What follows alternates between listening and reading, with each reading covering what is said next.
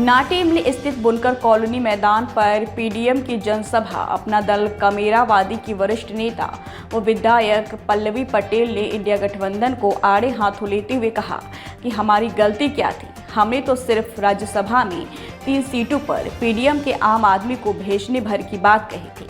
भाजपा को धूल चटाने का मादा आम आदमी के हाथ में है। जब इस देश का कमेरा समाज जागता है तो बड़ी बड़ी सियासतें हिल जाती हैं। ये बनारस के घाट बेच रहे हैं, ये देश और प्रदेश बेच रहे हैं। आज चारों तरफ लूट मची है। आज सबसे अधिक शोषण पिछड़ा, दलित और मुसलमानों का है। बीजेपी को सिर्फ पीडीएम की टक्कर दे सकती है। बल्कि मैं बताना चाहूँगा नरेंद्र मोदी को और अखिलेश यादव को और उन तमाम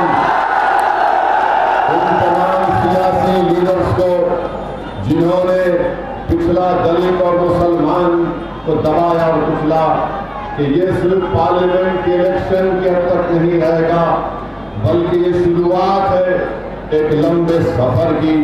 और हम अपनी मंजिल को जरूर पहुंचेंगे और उस मंजिल को पहुंचते पहुंचते मुझे यकीन है कि आप तमाम का साथ मिलेगा।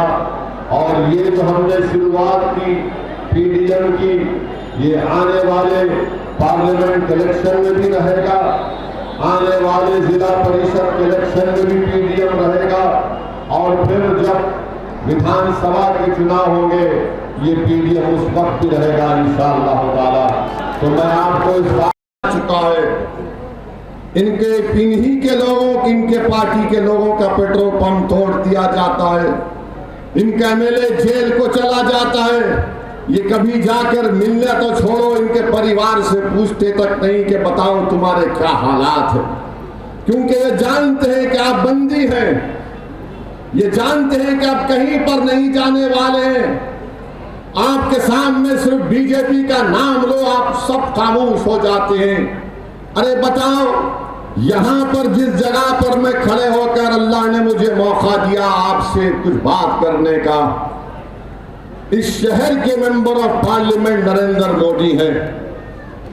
बताइए, आप 10 साल से मेंबर ऑफ पार्लियामेंट हैं, क्या नरेंद्र मोदी ने आकर पूछा कि हमारे अंसारी भाइयों के घर में कभी चिराग जलता है या नहीं जलता है? क्या नरेंद्र मोदी ने बुनकरों की सहूलत के लिए कुछ इकदाम किए नहीं किए? क्या नरेंद्र मोदी ने, मोदी का नाम लिए तो आवाज कुछ कर, दलित मुसलमान कैसे हारा? पता है कैसे हारा? वो बैठा है ना कमजफ मीर जाफर, वो ना खुद जीत रहा है, ना हमको जीतने दे रहा है और ना लड़ने दे रहा है। इसलिए आप लोगों से बोल रही हूँ कि षड्यंत्र के जाल से बाहर आइए और पूरी ताकत से इस झंडे को, इस पीडीएम को लेकर के खड़े हो जाइए और एक सुर में बोलिए कि जीतेगा तो पीडीएम जीतेगा, और अगर इनको निकालेगा कोई यहाँ से बाहर तो पीडीएम निकालेगा। ये क्या कह रहे थे? आपको पता है कि तथागत गौतम बुद्ध से लेकर आज तक बनारस की धरती पर सिर्फ मेहनतकश समाज का राज रहा है। और ये आपके बीच में क्या बोल के आए थे? ये आपके बीच में ये बोल के आए थे कि मैं पटेल का चेला हूं। तो अगर पटेल के चेले हो तो इस बात का जवाब दो कि जब पटेलों की जमीन तुम्हारा ही शासन, तुम्हारी ही सरकार खींचने का काम कर रही थी, लूटने का काम कर रही थी, तब तुम कहां थे? और मोदी जी, ये बात ध्यान रखना कि अगर तुम पटेल के चेला हो तो मैं पटेल की औलाद हूं और मेरा नाम पल्लवी पटेल है।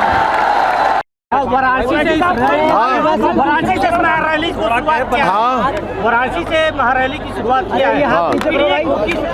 आने वाले समय में पीडीएम को किस हालत में देख रहे हैं?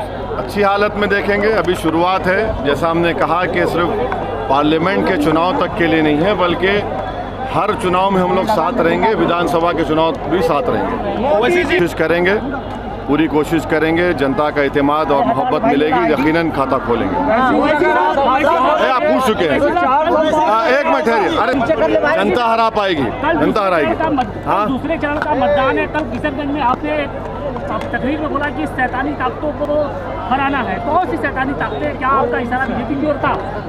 देखिए, अब किशनगंज में कल चुनाव है, अभी हम नहीं बोल सकते। आप खामखा हमको कानून के शिकंजे में लाने की कोशिश कर रहे हैं। लेकिन आप ना ऐसा मत करिए भाई। हाँ, देखिए, बहुत से मुद्दे हैं, एक ही मुद्दा थोड़ी है। बेरोजगारी है, महंगाई है, मोदी जी का भाषण मुद्दा बन चुका है, अभी बहुत सी हैं। आप उन्हें सही बता रहे हैं। अभी आप जो अभी नहीं अभी तो नहीं बोल रहे हैं ना, अभी नहीं बोल रहे हैं, अभी नहीं बोल रहे हैं।